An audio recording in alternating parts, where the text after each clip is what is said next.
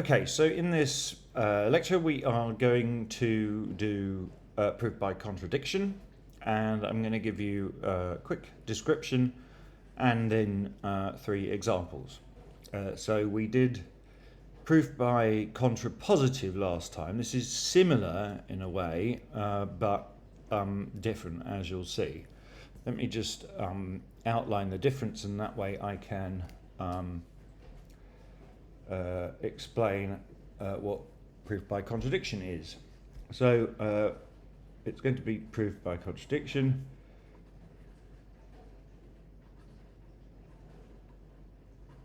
But let me just remind you what proof by contrapositive was. So it's sort of similar, if you like, to proving the contrapositive.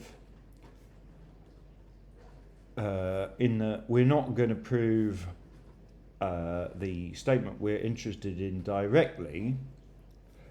We're going to use a negation to get there.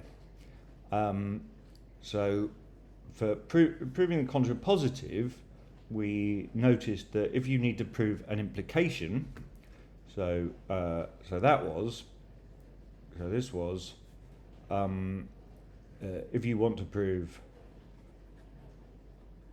if you've got 2 propositions P and Q, so if you want to prove that whenever P is true, it follows that Q is true, you may as well prove, so it is equivalent to prove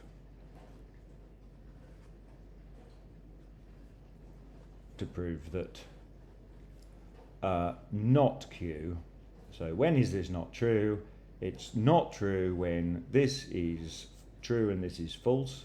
So whenever this is false, as long as we can prove this is false as well, then it will be the same statement. So not Q implies not P. So these 2 things are the same. Proving by contradiction is an even more general kind of thing, because it doesn't actually require an implication exactly. For proof by contradiction,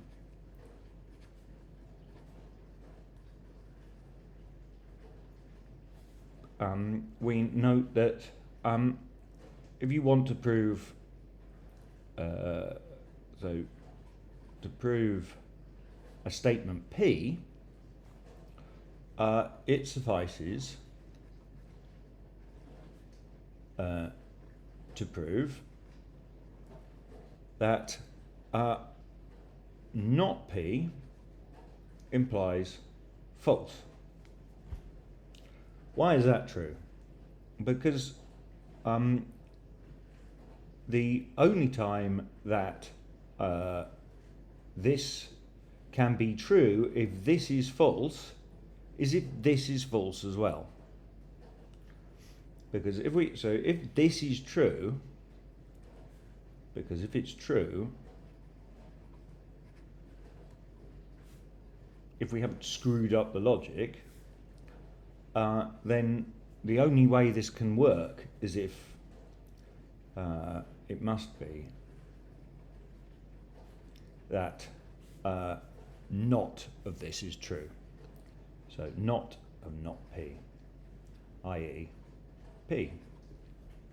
Okay, that's the principle. So let's just see some examples.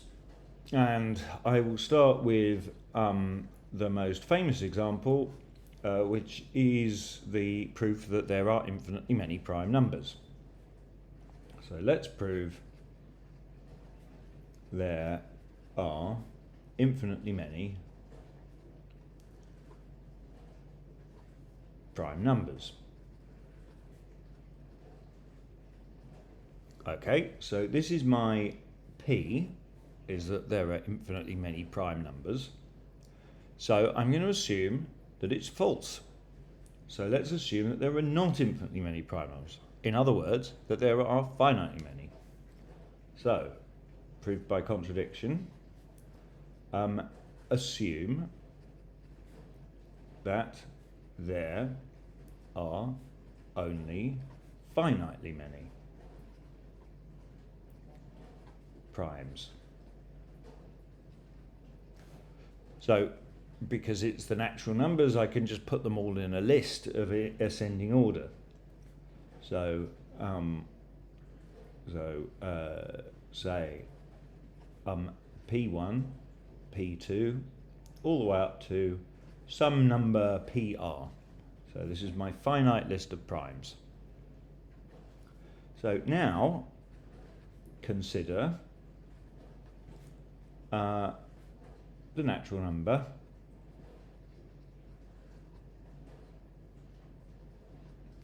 where I just take all of these things, all these prime numbers, and I multiply them together and then I add 1. So I'll call it N is the product of all these. So P1 times P2 times PR. Okay, so that's some natural number. And then I'm going to make it even bigger. I'm just going to add 1 to it. Okay, so that's all those things multiplied together, and then I add 1. Okay, well, this number is divisible by P1. So when I add 1 to it, it can't be divisible by P1 as well. You know, if you take the number, if you take the prime 3 and you take any multiple of it, so I don't know, 15, right? When you add 1 to it, you get 16. That's no longer divisible by 3.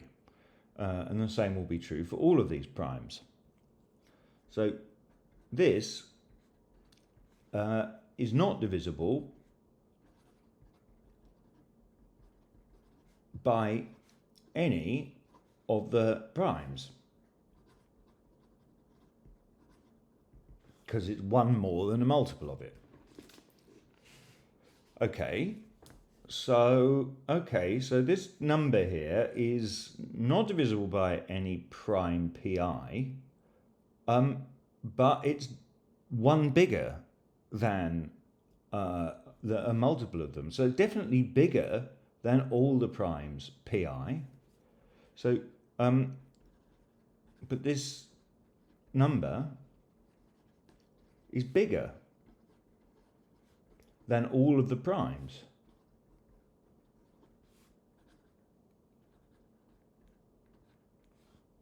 Okay, well, if it's bigger than all the primes, then it certainly can't be prime, because it's bigger than them. So it's not prime. So it is divisible by a prime.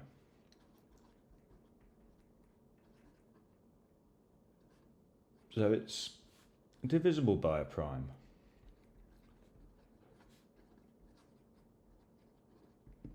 So it's not divisible by any prime, and it's divisible by a prime.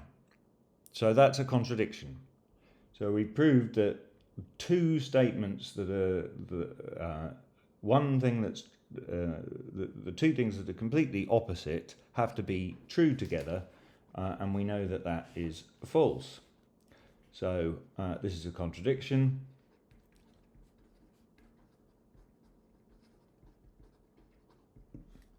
So the theorem is proved.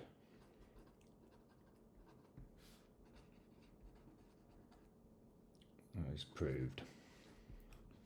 Okay, and then a nice QED symbol at the end to make that clear. Okay, let's look at the next most famous example.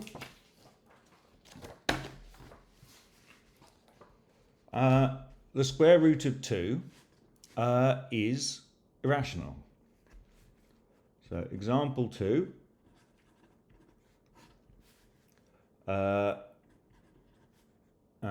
The square root of 2 is irrational.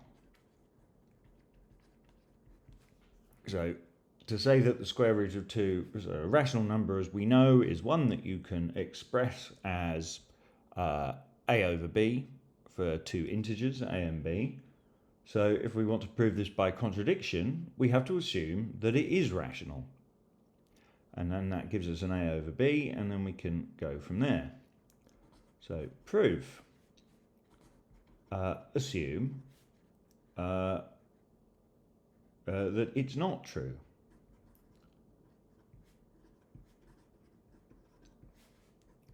Then the square root of 2 is equal to a over b. For some integers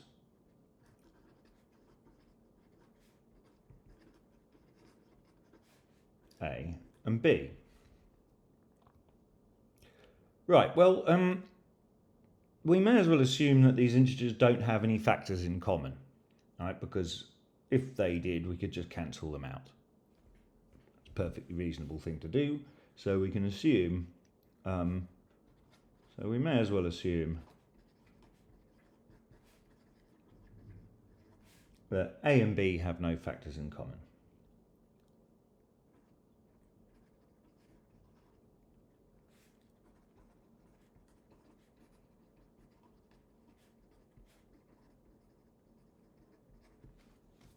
Okay, fair enough. Now let's see where we can go from there. So let's just muck about with this equation and see what happens. I'm going to suggest the first thing we do is try and make it something about the integers that we can think about. So if I square both sides, then we'll get something like that. So we have so squaring both sides, 2 equals a squared over b squared. Okay, and then multiplying up by b squared, we get that 2b squared equals a squared. Right, so that tells me that a is even, because I've got 2 times some integer, which says that a squared has to be even. So a squared is even. And, well, we've seen before that if you take the square of an odd number, you get an odd number. So if a were odd, I'd get a squared is odd. So actually, a can't be odd, it has to be even. So a is even. Okay. Therefore, a is 2 times c for some other integer c.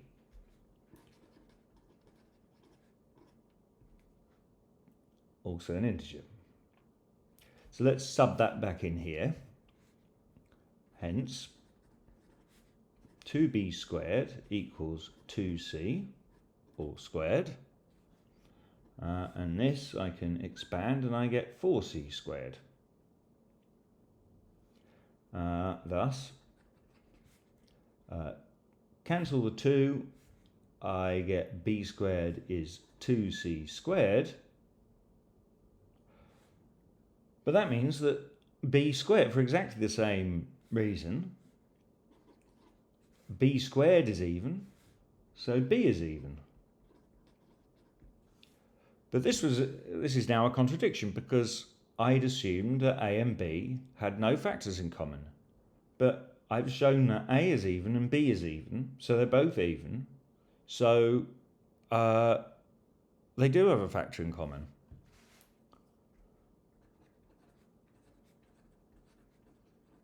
A and b do have a factor.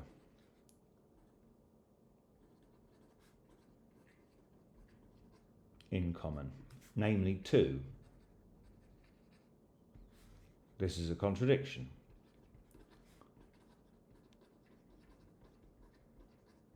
So the theorem is proved. Okay? Seems a bit weird to think that, just the fact that factors, not having factors in common is, a big enough deal for something not to be for two things not to be the source of the contradiction, but in fact that is what it is here. Okay, and then the last example I'm going to do, so example 3 is just going to be this one. Log to the base 2 of 3 is irrational. Okay, so how does this go? Exactly the same way. Assume it's false.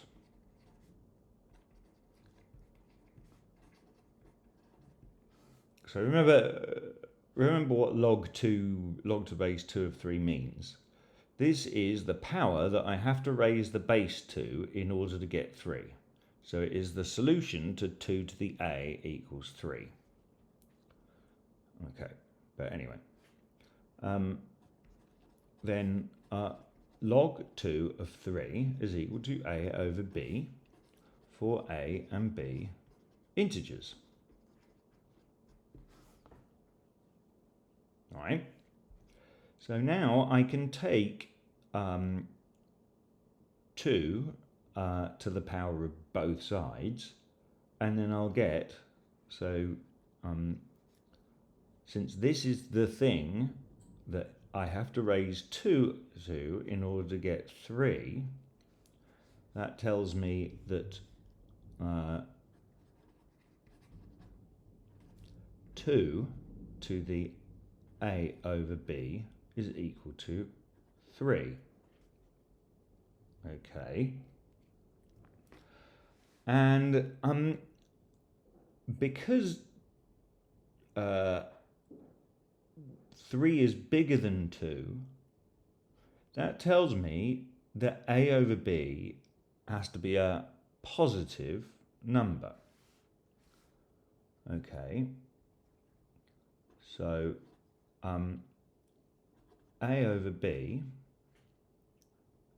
is a number that is bigger than 1, in fact, because 2 to the 1 is 2, and I need to be bigger than that. So if I take both sides here to the power b,